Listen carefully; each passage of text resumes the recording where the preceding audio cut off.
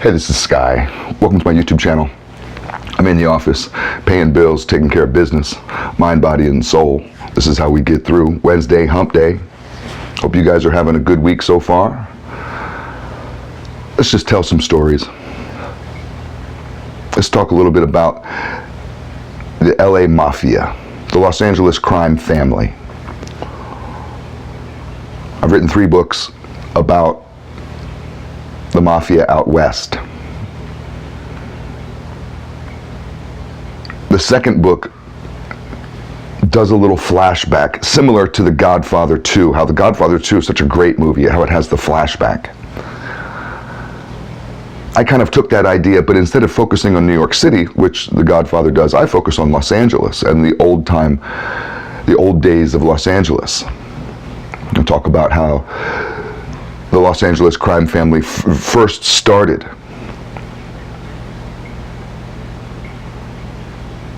But I got some of the inspiration to do that flashback in the book, not from the Godfather movie, but from a conversation I had many years ago with a LA mobster.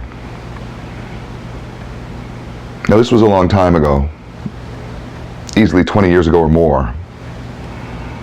I'll do my best to remember the details, but I had great conversations, weekly conversations with this guy. His name was Benny. Old man, he was probably in his 90s when I knew him, and this was more than 20 years ago. In Hollywood, he was a permanent resident at an old folks home, a nice one, up in West Hollywood, right off of Melrose. Melrose is a very wealthy, luxurious shopping area. You may have remembered the TV show Melrose Place. I never liked that show. But Melrose was a great little shopping area, expensive restaurants, boutique stores, very pretty. It's probably full of homeless people and human feces now. I haven't been there in a while, but it used to be great. And I used to go up there once a week. I didn't live there. I had lived in Hollywood for a while, but I moved down to the hood, and I was driving a good 30 minutes, 35 minutes across town to go back up to Hollywood, to go to Melrose, to go to this barbecue place. And the barbecue place was kind of like a hip-hop barbecue place, and they would blast rap music, giant speakers out front, and they had the best food. I would eat these like Fred Flintstone style beef ribs. These beef ribs were gigantic and so delicious, expensive. And I'd get covered in barbecue sauce. I love that place. I've been thinking about that place for years, and I've never found another barbecue place as good. So I would go up there, get the barbecue. Right next to the barbecue place was a pizza place.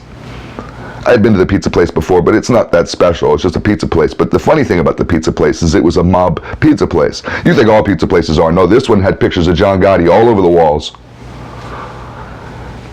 Everybody who worked there was like a stereotype of like a mobster. Even the guy at the cash register was like 6'6", 6'4", a monster, big giant guy, 400 pounds, like a professional wrestler, a big, huge monster of a man with this like cigar the size of a fucking telephone pole, always permanently stuck in his mouth, and his fingers are so fat he'd sit there and smash on the cash register, and he's mean. You'd see cops in there eating, and you'd see celebrities in there all the time. You'd see celebrities in there. Right next to the pizza place was a cigar lounge. You don't really see those much. It was like a smoking lounge. And they sell smoking products, and then they have like a back room, which is just like this velvet room that kind of looks like a strip club, but it's really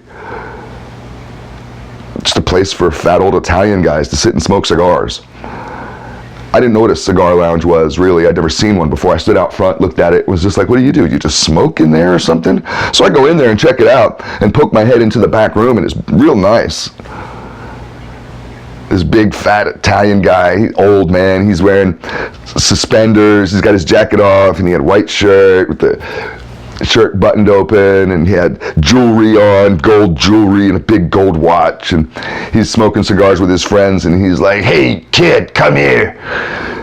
I ran off. I was like, I don't want nothing to do with them guys. But I'd go up there to the barbecue place. That was my mission, barbecue. And I would always park right around the corner. Because Melrose is a popular area. You're not finding a parking space on Melrose. So I'd park around the corner, up the hill, and I'd always find a space there. So that was my secret.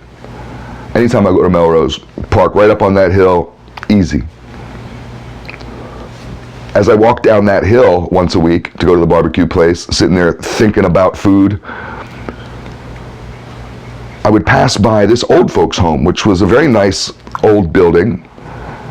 And out front, they had a little tiny little patio area, and every once in a while you'd see some old person with their nurse sitting out there just kind of getting some air.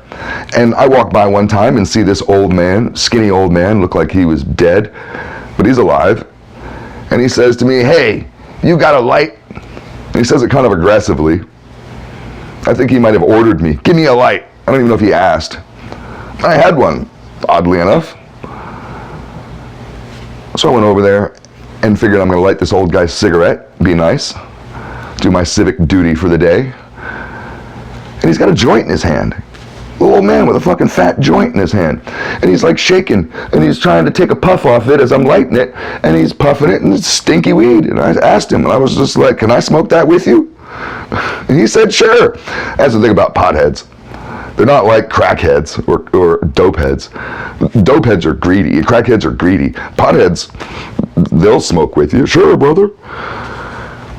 So I smoked a joint with this 150-year-old man. I mean, he was so old, covered in brown spots, and his skin's hanging off of him. And he's from the streets. I could tell from his way he talked. And he talked about amazing stuff. He introduced himself as Benny.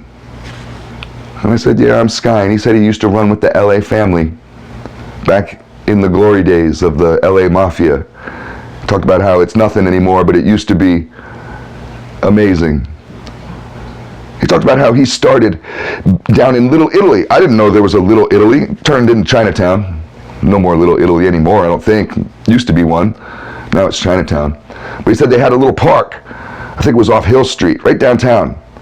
They had their own park. He ran with a street gang that ran the park. And the Chinese moved in, and they took the other side of the park. They'd have wars with the Chinese. And the Chinese had the triads, their own mafia. The triads have been around for hundreds and hundreds of years. I didn't know about none of that. He talked about the glory days of bootlegging as a young man.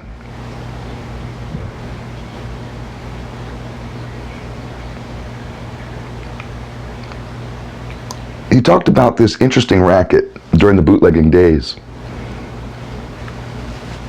that went from like the Santa Monica Pier down south. It may have gone as far as San Diego, but he referenced Santa Monica several times in the conversation. And he talked about the casino boats. Does anybody out there remember the casino boats? Are you old enough? I didn't know anything about the casino boats. That was complete mystery to me.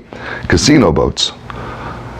And he said, yeah, it was a great racket. The mob used to have boats, like not cruise ships for today's standards, but big damn boats, big boats.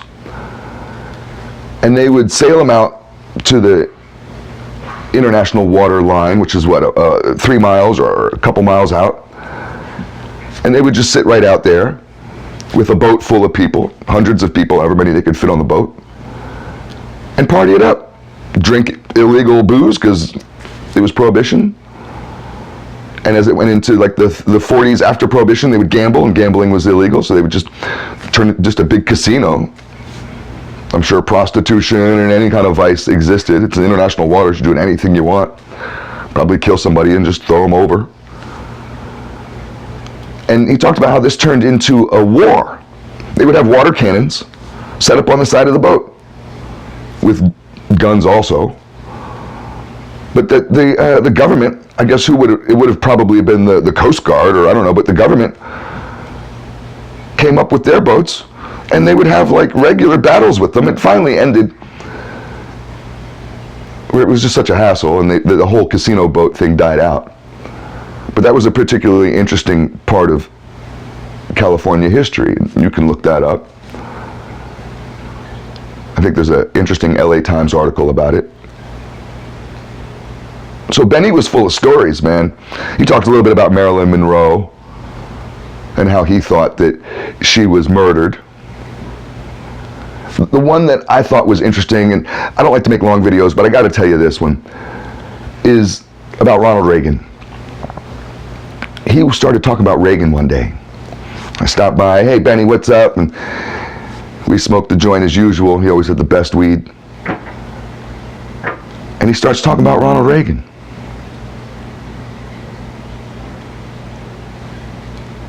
Before Ronald Reagan was governor of California, he was just an actor. Ronald Reagan started showing up at different restaurants and bars that were near the studios, and the studios in LA were very mobbed up. And he would hang out with Mafia guys and Mafia associates only because he thought they were cool. And Reagan was a young actor in Hollywood, and he liked other kind of macho, masculine men. And the mobster guys were well-dressed, but tough. And he liked that, so he would go and hang out with them. Well, this turned into friendships. Friendships he probably shouldn't have had. This is all according to Benny. So Reagan apparently never did anything illegal, and he was a big Reagan supporter and loved Reagan for the most part.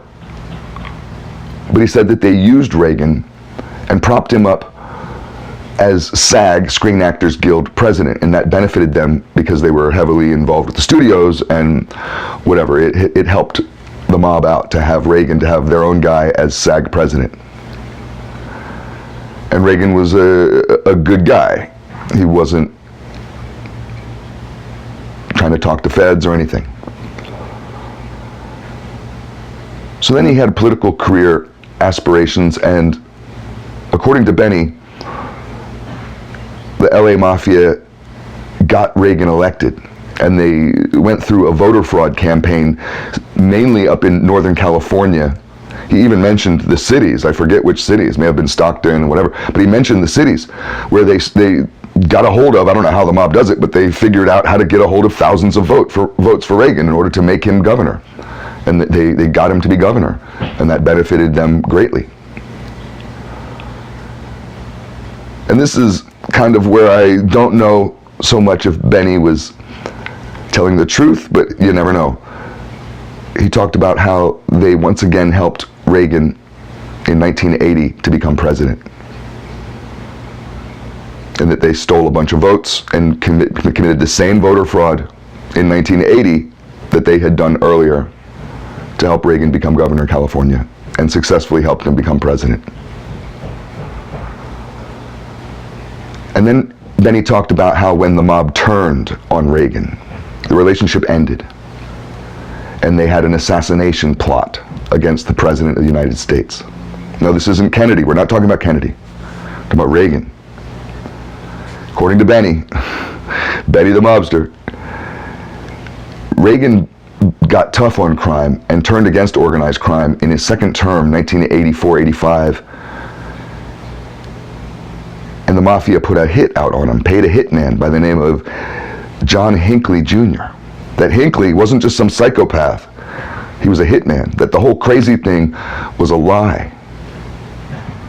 Get him off the death penalty. Now, who the hell knows? Who the hell knows? Benny died. I walked by one day, and his nurse was out front with like a different old person in the wheelchair, and I went up to the nurse and was like, "Where's Benny?" And she was like, "Benny's died. You know, he died. He's not with us." And I asked her, because we were chatting, and I was like, "You know, Benny had all those crazy stories," and she was like, "Oh yeah, Benny and his stories." I said, "Do you think any of that stuff is true?" And she said, "Yes." She looked at me with her serious face, and she said, "Everything Benny said was true." Now, I don't know.